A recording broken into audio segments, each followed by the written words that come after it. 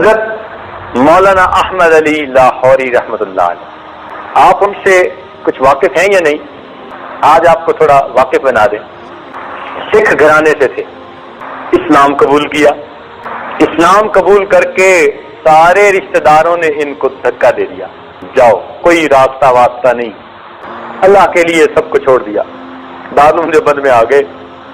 حضرت شیخ الہند رحمۃ اللہ علیہ اس وقت استاد الحدیث تھے، شیخ الحدیث تھے، ان سے تعلیم حاصل کرنی شروع کری۔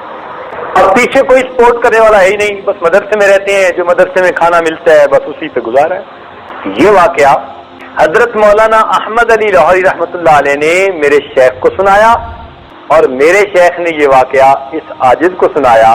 اب یہ عاجز آپ کو نقل کر رہا ہے ذمہ داری کے ساتھ۔ حضرت لاہوری نے اپنا واقعہ کیوں سنایا؟ فرمانے لگے کہ میرے سسر بڑے سمجھدار تھے، انہوں نے مجھے اس وقت پہچان لیا تھا جبکہ احمد علی نہیں تھا، اور آج تو احمد علی ہے۔ سبحان اللہ، تحدیث نعمت کے طور پر کہہ رہے تھے۔ پھر فرمانے لگے کہ میں دارالعلوم دیوبند میں پڑھتا تھا، میرے سسر سیال کوٹ کے رہنے والے تھے، ان کو گھر سے اطلاع ملی کہ بیٹی جوان ہو گئی، تو کوئی مناسب رشتہ ہونا چاہیے۔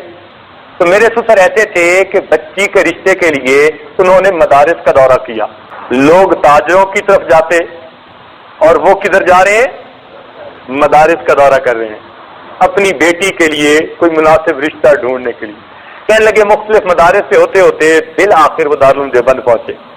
اب حضرت شیخ الہند رحمۃ اللہ سے ملاقات ہوئی، وہ بھی بڑے بھاری عالم تھے، تو شیخ الہند رحمۃ اللہ نے ان کا بڑا اکرام کیا۔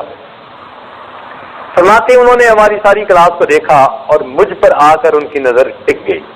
کپڑے میرے میلے کچیلے بوسیدہ سے تھے، اور میں پیچھے خاندان سے کٹا ہوا تھا، میرے پاس خرچے کا کچھ ہوتا نہیں تھا، اور مدرسے ہی کا کھانا کھاتا تھا، مدرسے میں ہی رہتا تھا۔ کہنے لگا انہوں نے شیخ الہند رحمۃ اللہ سے پوچھا کہ یہ بچہ شادی شدہ ہے؟ ان کا ہے تو نہیں۔ کہنے لگے اس سے پوچھیں اگر یہ شادی کرنا چاہتا ہے، میں بیٹی سے اجازت لے کے آیا ہوں، میں اپنی بیٹی کا اس سے نکاح کر دیتا ہوں۔ شیخ الہند رحمۃ اللہ نے فرمایا اچھا میں اس سے پوچھتا ہوں۔ چنانچہ شیخ الہند رحمۃ اللہ نے مجھے بلایا اور بلا کر کہا کہ بھائی تو شادی کرنا چاہتا ہے؟ میں نے کہا حضرت ضرورت بھی ہے، سنت بھی ہے، اور مجھے تو رشتہ داروں میں سے کوئی رشتہ دے گا نہیں، میں مسلمان ہو چکا، وہ چھوٹ چکے، بے سہارا ہوں، اکیلا ہوں۔ حضرت نے فرمایا بھائی اگر کوئی تیار ہو تو تم کرنے کے لیے تیار ہو یا نہیں؟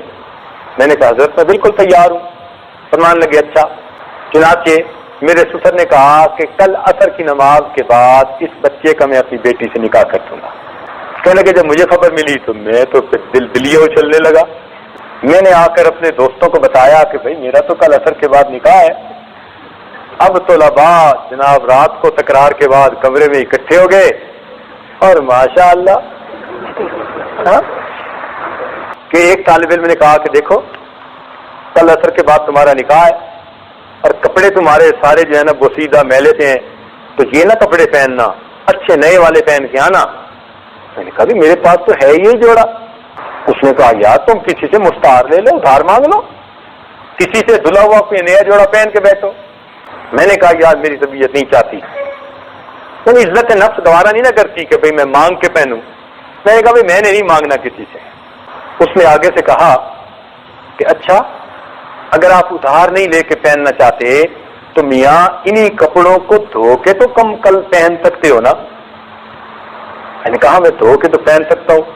پنجابی کے الفاظ ہیں، کہنے لگے میرے بھیڑ کد پہ، یہ حضرت کے الفاظ ہیں، یعنی میری بدبختی آ گئی کہ میں نے اس دوست کا مشورہ قبول کر لیا، اگلے دن سبق سے فارغ ہو کے میں نے کپڑوں کو دھو دیا، سردی کا موسم اور اوپر سے بادل، اور میں کپڑے دھو چکا، دھوتی باندھی ہوئی، اور کپڑے خشک نہیں ہو رہے، اور عصر کا وقت قریب ہو گیا۔ کہنے لگے میں مسجد کے پیچھے جا کر اب اپنے کپڑوں کو لہرا رہا ہوں اور دعائیں مانگ رہا ہوں اللہ ان کو خشک فرما دے۔ سبحان اللہ۔ کہنے لگے کپڑوں نے نہ خشک ہونا تھا نہ وہ خشک ہوئے، عصر کی اذان ہو گئی، اور میں نے دھوتی کی بجائے گیلے کپڑے پہنے سردی کے موسم میں، اور گیلے کپڑے پہن کے مجمع میں آگے بیٹھ گیا۔ اب دولہے پہ تو سب کی نظر ہوتی ہے، اب جو دیکھے سردی کے موسم میں دولہے نے گیلے کپڑے پہنے ہوئے۔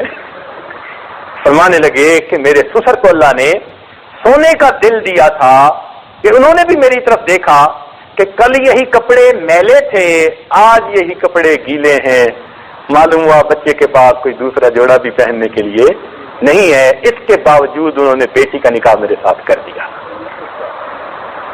اللہ اکبر۔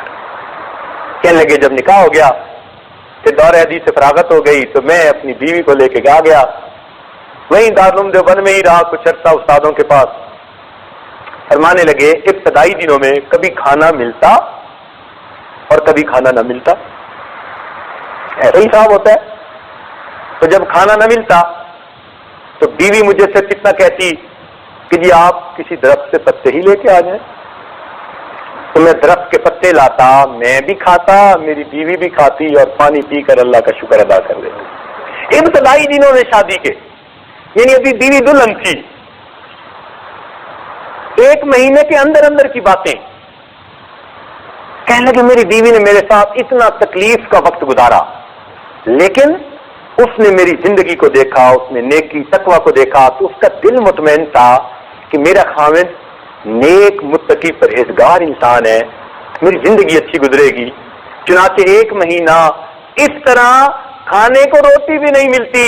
فاقوں کے بعد جب وہ اپنے گھر گئی تو اس کی ماں نے پوچھا بیٹی تو نے اپنے نئے گھر کو کیسے پایا؟ تو میری بیوی اتنی تقیہ نقیہ پاک صاف نیک لڑکی تھی، اپنی ماں کو کہنے لگی اماں میں تو سنتی تھی مر کر جنت جائیں گے اور میں تو جیتی جاگتی جنت میں پہنچ گئی۔ میری بیوی نے یہ جواب دیا کہ اماں میں تو سمجھتی تھی مر کر جنت میں جائیں گے اور اماں میں تو جیتی جاگتی جنت میں پہنچ گئی۔ سبحان اللہ۔ کہنے لگے اللہ نے ایسی صابرہ اور شاکرہ بیوی دی، لیکن پھر اللہ نے وقت کے ساتھ ساتھ میرے حالات بھی بدلے۔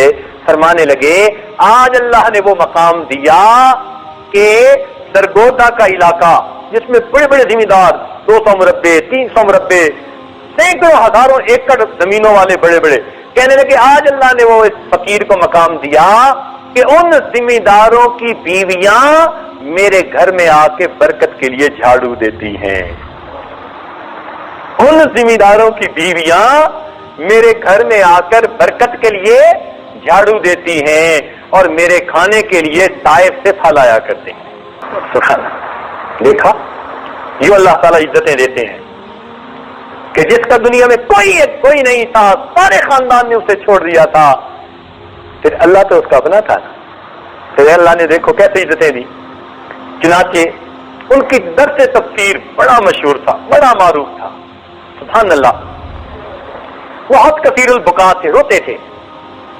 چنانچہ ان کی وفات کے بعد ان کے خلفاء میں سے کسی نے ان کو خواب میں دیکھا، پوچھا حضرت آگے کیا بنا؟